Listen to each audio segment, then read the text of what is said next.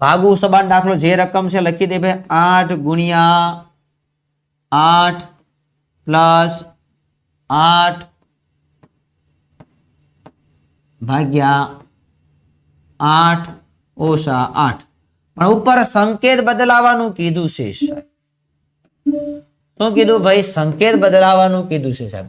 શું કીધું ભાઈ? વત્તા એટલે સરવાળો, ઓછા એટલે બાદબાકી, ગુણાકાર ભાઈ ચોખ્ખું કીધું.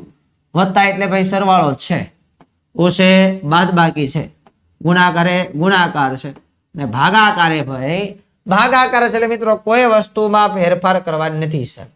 જે છે એ જ વસ્તુ કીધી છે, જે છે એ જ વસ્તુ કીધી, એમાં કાંઈ આપણે નવું જૂનું કરવાનું નથી સાહેબ.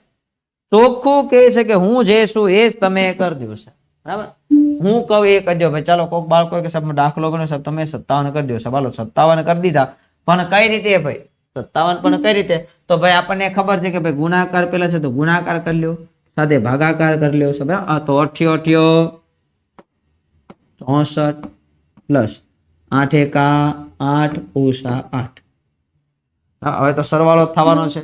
હવે સરવાળો થવાનો છે. 64 ને 1 65, 65 ઓછા 8. હવે બાદ બાકી કરજો સાહેબ તમે. 65 ઓછા 8 કરો એટલે 5 ને 3 ઓલા, એટલે મિત્રો આપડા કેટલા થવા જોઈએ ભાઈ? 57 જવાબ મિત્રો આપણો આવવો જોઈએ. બરાબર, તો તમે ભાગુ સવા પ્રમાણે ચાલો મિત્રો. આપણો જવાબ કેટલો આવવો જોઈએ ભાઈ? 57 આવવો જોઈએ.